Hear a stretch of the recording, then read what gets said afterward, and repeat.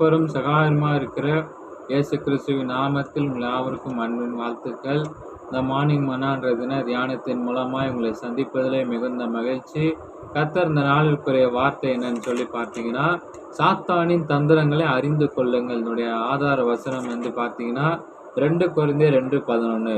சாத்தானை மோசம் போகாதபடிக்கு அப்படி செய்தேன், அவனுடைய தந்திரங்கள் நமக்கு தெரியாதவைகள் அல்லவே. தேவ பிள்ளைகளை தாக்க சாத்தான் வந்து பலவித தந்திரங்களை கையாளி கொண்டிருக்கிறானா.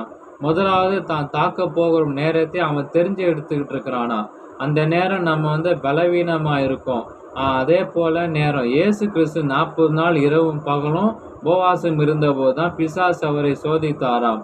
பல்வேறு காரணங்களால் இயேசுவை சோதித்த ஒரு சிறந்த நேரம் என்று அவன் கருதினான். முதலாவதாக இயேசு ஞானஸ்நானம் எடுத்து பரிசுத்த ஆவியை பெற்ற பின் வனாந்திரத்துக்கு என்ன பண்றாருன்னா அவரே அழைத்து செல்லப்பட்டாராம். அங்கு தனியா இருந்தாராம். பிசாசு இதை மிகப்பெரிய பொருத்தமான நேரமா கருதினாராம். பாருங்க, தனியா இருக்கும்போது நாம் எச்சரிக்கையோட இருக்கணும். அப்பொழுதுதான் பிசாசு இதை மிக பொருத்தமான நேரமாக கருதினானாம். தனியாக இருக்கும்போது எச்சரிக்கையோடு இருக்க வேண்டும்.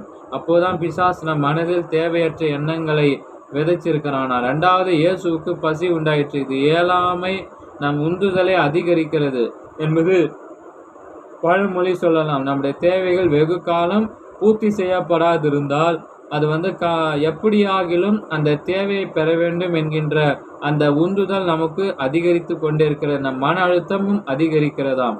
இது பசி, தாகம், தூக்கம், பிறகு உடல் தேவைகள், ஆசைகளுக்கு பொருந்தும் என்கிறாராம். சார்லஸ் டராம் இயேசுவின் ஊழியத்தில் அது மிகப்பெரிய முக்கியமான நேரம் என்பதை பிசாசு அறிந்திருக்கிறானாம். எப்படியாவது அவனை விழ பண்ணி விட்டால் தனக்கு இயேசு அடிமைப்படுவார் என்று எண்ணினார்னு மத்திய 4:7-8 வசனங்களை வாசிக்கிறோம். ஜெபிப்போம். தேவனே, இரட்சகர் இயேசுவிடமே தன் தந்திரங்களை பிரயோகித்த சாத்தான் பொல்லாதவன்.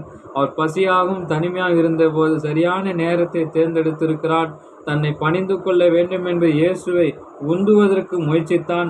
அவன், ஆண்டவரே, பிசாசு என்னை தாக்கும்போது அவனை எதிர்த்து போராடுவதற்கு நான் உம்மை மட்டுமே சார்ந்திருக்கிறேன். இயேசுவின் நாமத்தில் ஆமென். Have a blessed day. God bless you. கர்த்தர் தாமே உங்களை ஆசீர்வதிப்பாராக. ஆமென்.